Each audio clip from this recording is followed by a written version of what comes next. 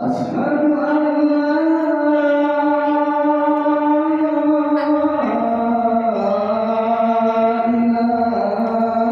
إلا الله.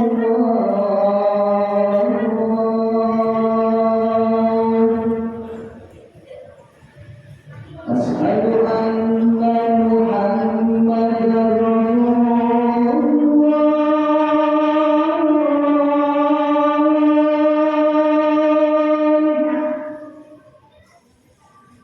أشهد أن محمدا رسول الله.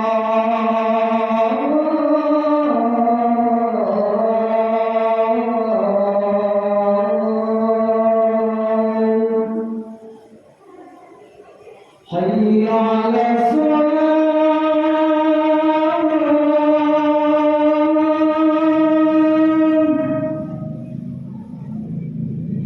حي على الصلاة.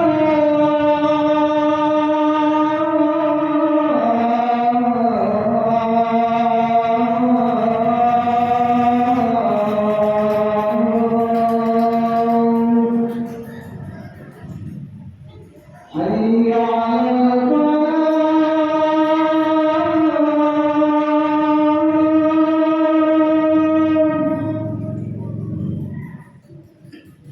حي على الفلاح.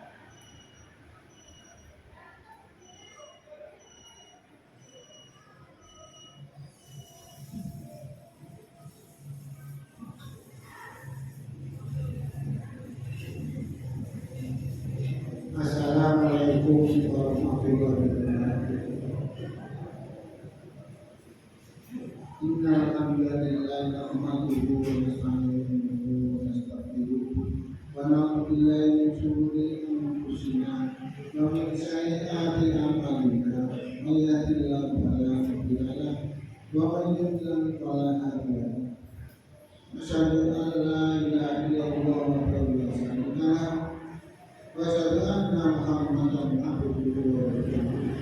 Allahumma shalli wa sallim ala sayyidina Muhammad wa ala ali sayyidina Muhammad. Qala Allah ta'ala a'udzu billahi minasy syaithanir rajim. Bismillahirrahmanirrahim.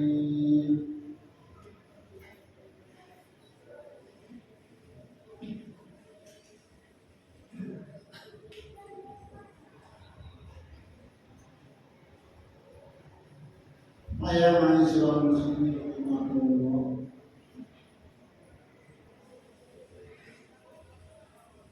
Bismillahirrahmanirrahim. Perlu kita aturaken jemaah para jamaah salat Jumat wonten Masjid Al-Qadar. Pada kesempatan ini kami akan menyampaikan penerimaan infak dari kota amal jamaah sholat masjid Al-Qadar Bulan di sholat Jumat dari tulis sebagai berikut. Penerimaan infak dari kota amal jamaah sholat Jumat tanggal 3 Juli 26 sejumlah 515.000 rupiah.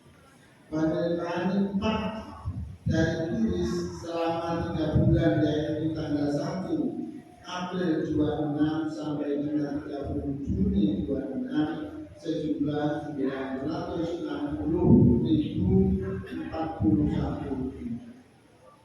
Demikian yang bisa saya lakukan. Kami mengucapkan terima kasih yang sebanyak-banyaknya, sebesar-besarnya kepada seluruh jamaah sholat Jumat di Masjid Al-Qadar dan yang telah berpartisipasi berupa infak dan sedekah tersebut di atas untuk Masjid Al-Ikhlas. Mudah-mudahan semua ini diterima oleh Allah Subhanahu wa Ta'ala sebagai catatan amal hasanah bagi dengan semua. Demikian, terima kasih. Assalamualaikum warahmatullahi wabarakatuh.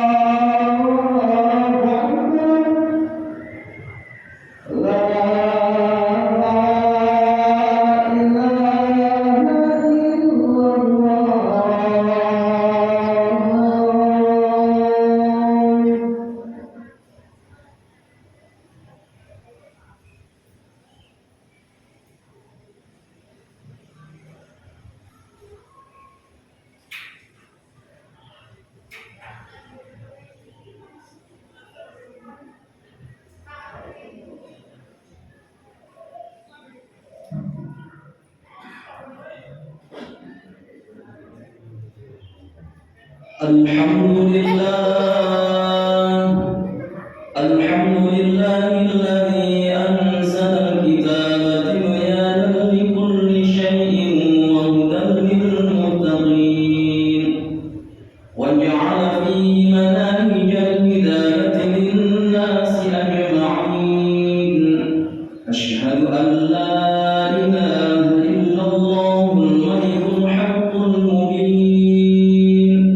wa asyhadu anna Muhammadan 'abduhu wa rasuluhu as-sadiqul amin. Sallallahu ala sayyidina Muhammadin wa ala alihi wa ashabihi wat tabi'in wa sallama tasliman katsiran ila yaumiddin. Amma ba'd, fa ya 'ibadallah, usikum wa iyyaya bi taqwallahil mannan al-qa'il fi kitabihil Qur'anil karim. A'udzu billahi minasy syaithanir rajim. Alladzina amanu wa tatma'innu qulubuhum bi dzikrillah. Ala bi dzikrillah tatma'innul qulub. Ma'asyiral muslimin, jamaah Jumat rahimakumullah. Sebagaimana Rasulullah senantiasa mengawali khutbahnya dengan wasiat takwa, maka sebagai bentuk mengikuti jejak beliau, khatib pun berwasiat kepada diri sendiri dan segenap jamaah sekalian. Marilah kita senantiasa berusaha meningkatkan ketakwaan kita kepada Allah Subhanahu wa taala dengan menjalankan segala perintah-perintahnya dan menjauhi segala larangan-larangannya, agar kita semua bisa selamat di dunia dan bahagia di akhirat. Ma'asyiral muslimin, jamaah Jumat rahimakumullah. Saat ini kita hidup di era yang sering disebut sebagai zaman berfitnah. Dalam Islam, fitnah memiliki banyak makna yang sangat luas. Di antaranya adalah bermakna ujian, cobaan, kekacauan, kabar bohong, tuduhan, dan lainnya. Bisa juga bermakna harta, jabatan, popularitas, bahkan anak sekalipun. Hal ini sebagaimana ditegaskan dalam Al-Quran surat Al-Anfal. Allah Subhanahu wa ta'ala berfirman, A'udzu billahi minasy syaithanir rajim. Wa'lamu annama amwalukum wa auladukum fitnah wa anna Allaha 'indahu ajrun 'azim. Ketahuilah bahwa hartamu dan anak-anakmu itu hanyalah sebagai ujian, dan sesungguhnya di sisi Allah ada pahala yang besar. Maka dalam kondisi penuh fitnah seperti ini, tidak ada hal yang paling kita butuhkan selain penataan hati yang baik dan benar. Sebab hati merupakan pusat kendali kehidupan manusia. Penataan hati yang baik akan melahirkan kebaikan dalam ucapan dan perbuatan. Tetapi sebaliknya, penataan hati yang tidak baik akan membawa seseorang ke dalam berbagai bentuk kesalahan dan kemaksiatan. Berkaitan dengan hal ini, Rasulullah SAW bersabda, "Ala inna fil jasadi mudghah, idza salahat salahal jasad kullu, wa in fasadat fasadal jasad kullu, ala wa hiya al-qalbu." Ketahuilah, sesungguhnya dalam tubuh manusia terdapat segumpal daging. Jika segumpal daging tersebut baik, maka baiklah seluruh tubuhnya. Dan jika segumpal daging tersebut rusak, maka rusak pula seluruh tubuhnya. Ketahuilah, segumpal daging adalah hati. Hadis riwayat Imam Bukhari dan Muslim. Hadis yang baru saja kita dengar ini menegaskan kepada kita semua tentang pentingnya bersungguh-sungguh dalam menata dan menjaga hati. Sebab hati merupakan sumber yang menentukan baik dan buruknya seluruh anggota badan. Apabila hati ditata dengan baik dan benar, maka semua perilaku dan ucapan kita akan mengarah kepada kebaikan. Tetapi sebaliknya, apabila hati tidak ditata dengan baik, maka hanya kejelekan yang tampak dari ucapan dan perbuatan. Ma'asyiral muslimin, jamaah Jumat rahimakumullah. Kemudian setelah kita mengetahui betapa pentingnya menata hati dalam kehidupan setiap muslim, langkah berikutnya adalah membahas cara dan langkah-langkah menata hati di tengah zaman yang penuh fitnah seperti saat ini. Berikut beberapa langkah yang dapat kita lakukan bersama. Yang pertama, memperbanyak zikir dan mengingat Allah. Langkah pertama dalam menata hati di zaman penuh fitnah adalah dengan senantiasa memperbanyak zikir dan mengingat Allah. Karena zaman yang penuh fitnah seringkali menjadikan kita semua lebih sibuk dengan urusan dunia hingga melupakan Tuhannya. Dalam kondisi seperti ini, hati kita akan semakin jauh dari Allah, hingga kita akan mudah gelisah, marah, iri, serta mudah terpengaruh oleh fitnah dan hawa nafsu. Yang kedua, memilih lingkungan dan teman yang baik. Langkah yang kedua yang juga tidak kalah penting adalah memilih lingkungan dan teman yang baik. Sebab hati manusia sangat mudah dipengaruhi oleh lingkungan di sekitarnya. Jika ia bergaul dengan orang yang gemar berbuat maksiat, suka menyebarkan kebencian dan kerusakan, lambat laun hatinya akan terpengaruh. Begitu juga sebaliknya, jika ia bergaul dengan orang-orang baik, maka hatinya juga akan terdorong untuk senantiasa berbuat kebaikan. Berkaitan dengan hal ini, Rasulullah SAW bersabda, "Al-mar'u 'ala dini khalili, falyanzur ahadukum man yukhalil." Seseorang itu mengikuti agama temannya, maka hendaklah salah seorang di antara kalian memperhatikan dengan siapa ia berteman. Hadis riwayat Ahmad dan Abu Dawud. Yang ketiga, memperbanyak introspeksi diri. Langkah ketiga yang tidak kalah penting dalam menata hati di zaman penuh fitnah adalah senantiasa melakukan muhasabah atau introspeksi diri. Sebab orang yang terbiasa bermuhasabah, mengintrospeksi dirinya, akan lebih mudah menyadari kekurangan dan kesalahan yang telah ia perbuat. Ia juga akan menjaga hati dari penyakit iri, sombong, dan merasa paling benar. Yang nomor 4, memperbanyak doa agar Allah menjaga hati kita.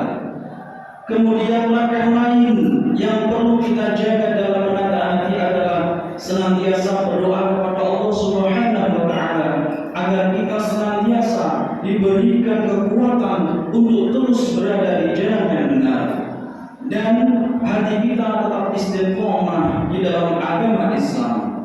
Ini sangat penting untuk kita jaga, karena hati manusia berada di bawah pengendalian Allah, dan tidak ada seorang pun yang dapat menjamin dirinya istiqomah tanpa pertolongannya.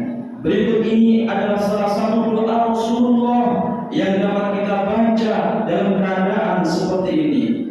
Ya muqallibal qulub, tsabbit qalbi ala dinik.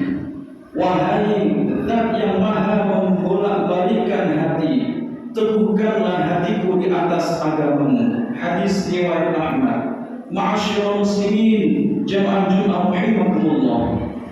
Apabila langkah-langkah ini senantiasa kita lakukan dengan istiqomah, insyaallah atas pertolongan Allah kita akan tetap hidup dengan tenang di tengah derasnya fitnah zaman.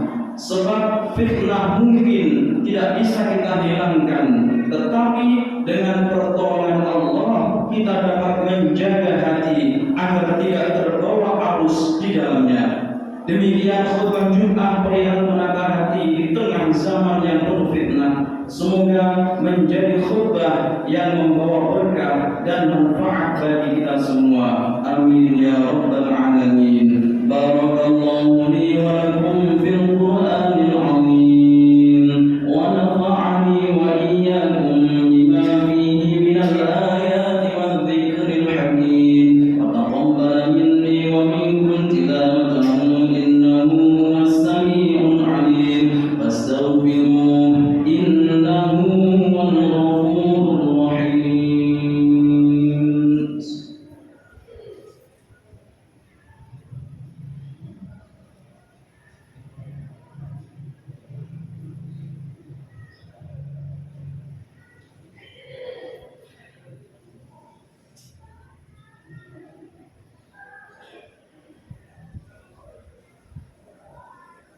Allahumma shalli ala sayyidina Muhammadin wa ala ali sayyidina Muhammad.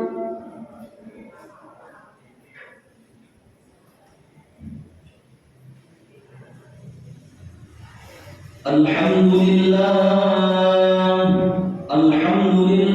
hamdan kama amara. Ashhadu an la ilaha illallah wahdahu la sharika lah, ilahun lam yazal ala kulli shay'in wakila, wa ashhadu anna Muhammadan abduhu wa rasuluhu wa habibuhu wa khaliluhu, akramul awwalin wal akhirin, al-mab'uth rahmatan lil alamin. Allahumma salli wa sallim ala sayyidina Muhammadin wa ala alihi wa ashabihi wa man kana lahum min at-tabi'in, salatan daimatan bi dawamis samawati wal ardin. Amma ba'd, fa ya ayyuhal hadirun, ittaqullaha haqqa tuqatih wa dharul fawahisha ma dhahara minha wa ma batan,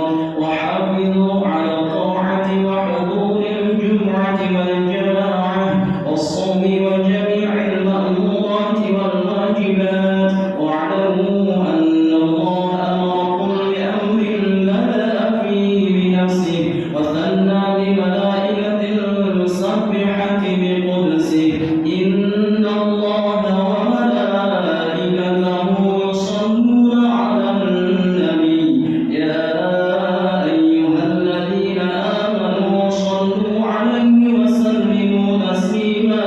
Allahumma salli 'ala sayyidina Muhammadin wa 'ala ali sayyidina Muhammad kama sallaita 'ala sayyidina Ibrahim wa 'ala ali sayyidina Ibrahim wa barik 'ala sayyidina Muhammadin wa 'ala ali sayyidina Muhammad kama barakta 'ala sayyidina Ibrahim wa 'ala ali sayyidina Ibrahim fil 'alamin innaka Hamidum Majid.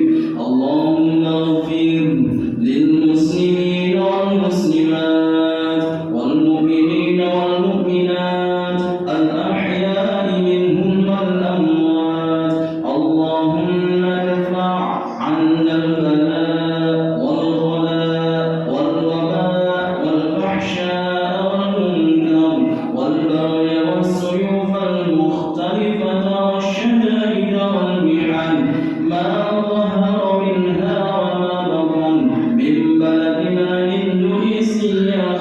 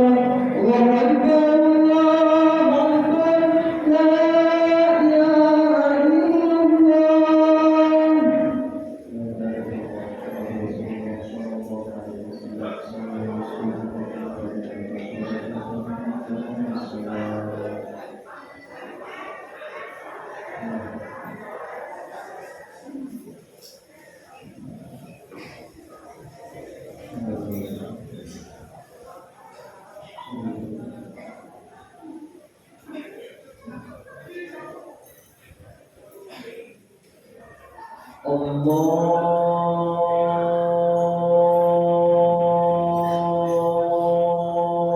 Akbar.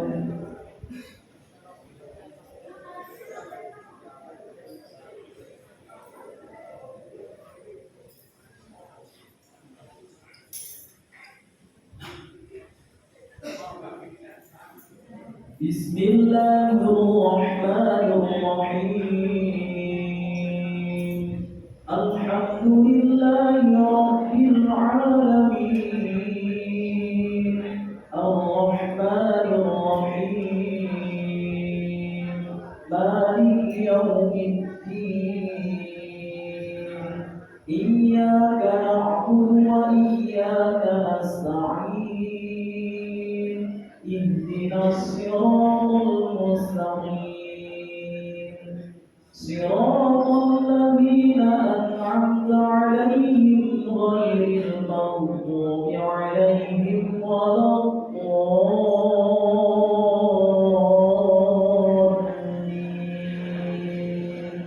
Amin.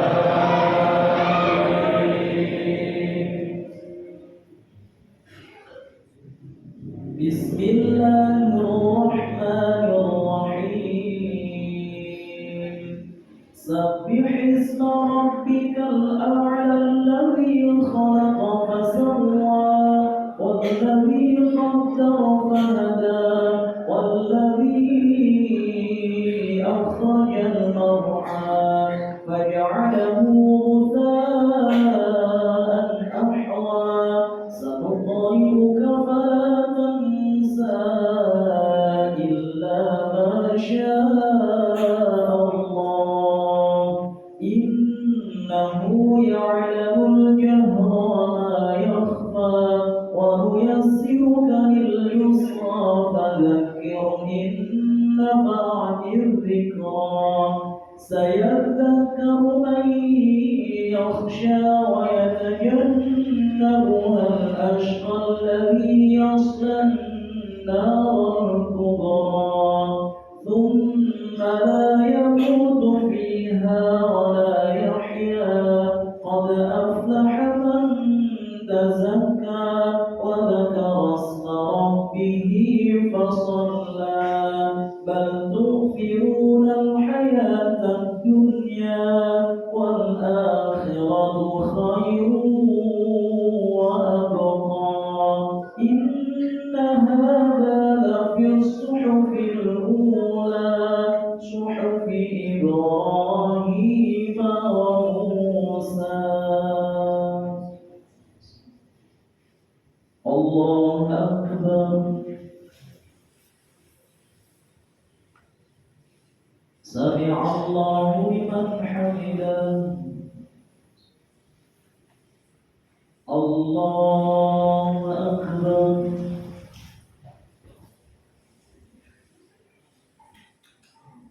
الله أكبر.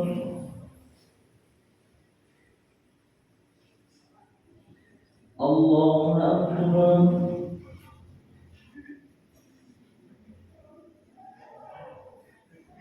الله أكبر. بسم الله الرحمن الرحيم. الحمد لله رب العالمين. الرحمن الرحيم. مالك يوم الدين. إياك نعبد وإياك نستعين. اهدنا الصراط المستقيم.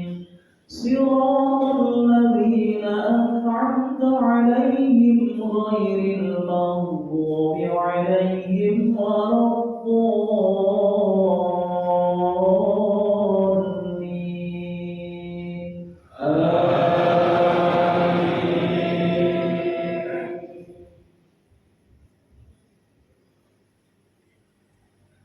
بسم الله الرحمن الرحيم. أرأيت الذي يكذب بالدين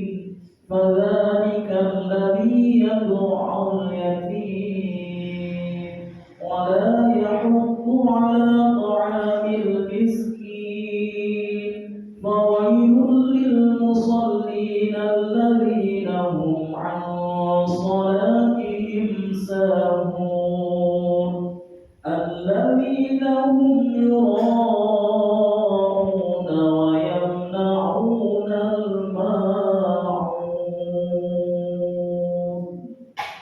الله أكبر. سمع الله لمن حمده. الله أكبر.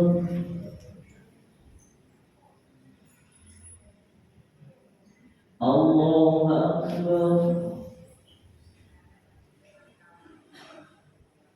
الله أكبر.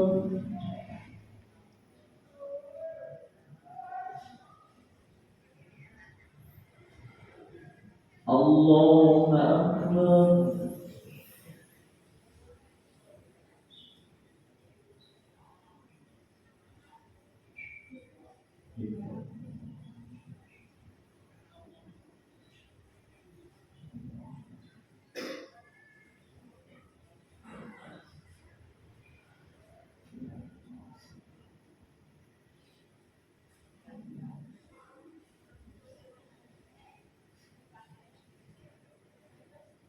السلام عليكم ورحمة الله. السلام عليكم ورحمة الله.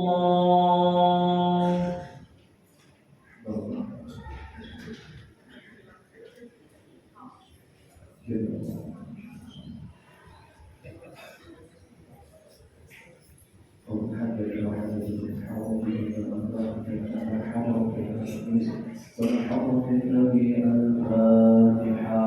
أعوذ بالله من الشيطان الرجيم. بسم الله الرحمن الرحيم. الحمد لله رب العالمين الرحمن الرحيم مالك يوم الدين إياك نعبد وإياك نستعين اهدنا الصراط المستقيم صراط الذين أنعمت عليهم غير المغضوب عليهم ولا الضالين آمين. بسم الله الرحمن الرحيم. الحمد لله رب العالمين الرحمن الرحيم مالك يوم الدين إياك نعبد وإياك نستعين اهدنا الصراط المستقيم صراط الذين أنعمت عليهم غير المغضوب عليهم ولا الضالين آمين. بسم الله الرحمن الرحيم. الحمد لله رب العالمين الرحمن الرحيم مالك يوم الدين إياك نعبد وإياك نستعين اهدنا الصراط المستقيم صراط الذين أنعمت عليهم غير المغضوب عليهم ولا الضالين آمين. لا إله إلا الله والله أكبر ولله الحمد. بسم الله الرحمن الرحيم. قل هو الله أحد الله الصمد لم يلد ولم يولد ولم يكن له كفوا أحد. بسم الله الرحمن الرحيم. قل هو الله أحد الله الصمد لم يلد ولم يولد ولم يكن له كفوا أحد. بسم الله الرحمن الرحيم. قل هو الله أحد الله الصمد لم يلد ولم يولد ولم يكن له كفوا أحد. لا إله إلا الله والله أكبر ولله الحمد. بسم الله الرحمن الرحيم. قل أعوذ برب الفلق من شر ما خلق ومن شر غاسق إذا وقب ومن شر النفاثات في العقد ومن شر حاسد إذا حسد. بسم الله الرحمن الرحيم. قل أعوذ برب الفلق من شر ما خلق ومن شر غاسق إذا وقب ومن شر النفاثات في العقد ومن من شر حاسد إذا حسد بسم الله الرحمن الرحيم قل أعوذ برب الفلق من شر ما خلق ومن شر غاسق إذا وقب ومن شر النفاثات في العقد ومن شر حاسد إذا حسد لا إله إلا الله والله أكبر ولله الحمد بسم الله الرحمن الرحيم قل أعوذ برب الناس ملك الناس إله الناس من شر الوسواس الخناس الذي يوسوس في صدور الناس من الجنة والناس بسم الله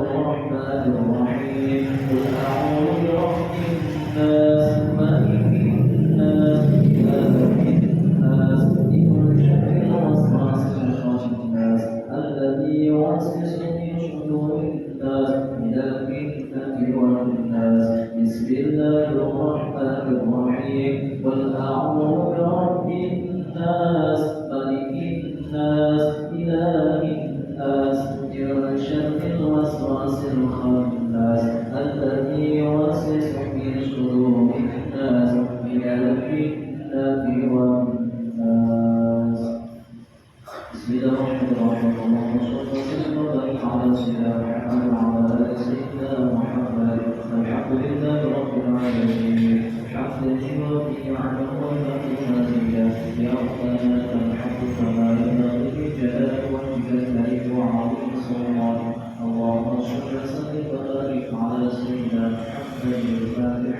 لما أغلق والخاتم لما سبق وناصر الحمد بالحمد والصلاة والسلام وعلى آله وصحبه حق قدره وذلك العظيم اللهم اغفر لنا ذنوبنا وذنوبنا وارحمنا ربنا صغارا رب اغفر لي ولوالدي وللمؤمنين يوم يقوم الحساب اللهم أعنا على ذكرك وشكرك وحسن عبادتك ربنا وكلنا الصالحين ربنا وكلنا بقية طيبة إنك سميع الدعاء رب اجعلني مقيم الصلاة والذرية ربنا وتقبل دعاء ربنا تقبل منا إنك أنت السميع العليم وتب علينا إنك أنت التواب الرحيم اللهم يا مقلب القلوب اللهم يا مقلب القلوب ثبت قلوبنا على دينك اللهم يا مقلب القلوب ثبت قلوبنا على دينك ربنا اسمع قرآننا وحسن مقاصدنا واغفر إليك يا الله يا رحمن يا رحيم ربنا آتنا في الدنيا حسنة وفي الآخرة حسنة وقنا عذاب النار اللهم اهدنا بحسن الخاتمة ونعوذ بك من سوءها وصلى الله على سيدنا محمد وعلى آله وصحبه وسلم سبحان ربك رب العزة عما يصفون وسلام على المرسلين والحمد لله رب العالمين.